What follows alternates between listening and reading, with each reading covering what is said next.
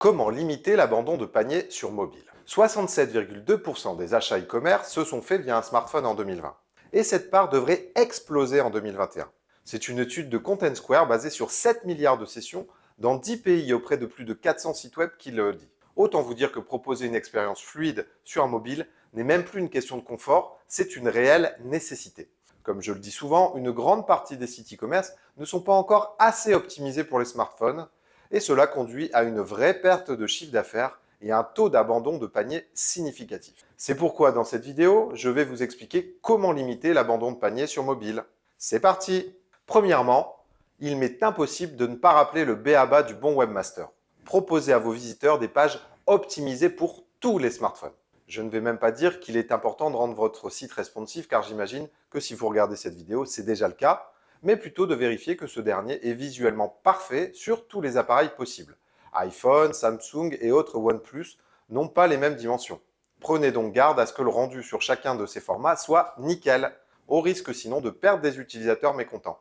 Une petite astuce pour vous aider, d'utiliser la console de Google Chrome et de vérifier que chaque appareil fonctionne indépendamment. C'est super utile. Maintenant que cette base est posée, concentrons-nous désormais sur le panier. Point numéro 1, afficher un indicateur de progression. Rien de plus frustrant quand on est un consommateur que de ne pas savoir où l'on en est. En 3 étapes maximum, votre client doit avoir payé. Rajoutez-en une de plus et vous perdrez 50% de vos visiteurs.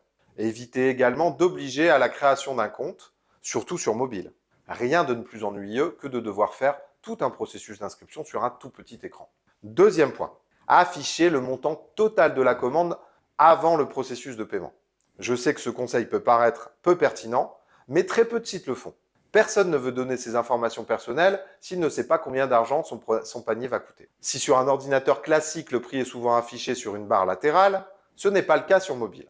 Alors privilégiez un affichage en barre horizontale en bas de l'écran en permanence pour rassurer vos clients. Troisièmement, définissez l'adresse de facturation en fonction de celle de livraison par défaut. Et oui, moins on remplit de formulaires, moins on perd de clients. C'est mathématique. Facilitez donc le pré-remplissage de la commande en optimisant votre processus d'achat.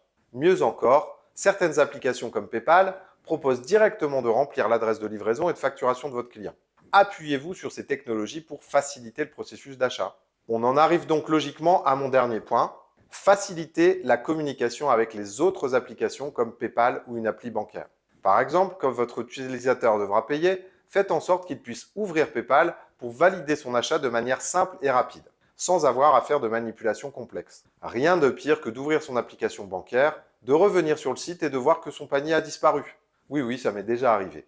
Non seulement on est perdu car on ne sait pas si on a payé, mais en plus on n'a aucune confirmation de rien du tout. La sensation est très étrange et surtout, elle dévalue votre image de marque. À fuir à tout prix. Voilà, c'est déjà la fin de cette vidéo. J'espère qu'elle vous aura plu. Je vous laisse me poser vos questions si vous en avez. J'y répondrai avec plaisir. Pour ma part, je vous dis à très vite. Ciao!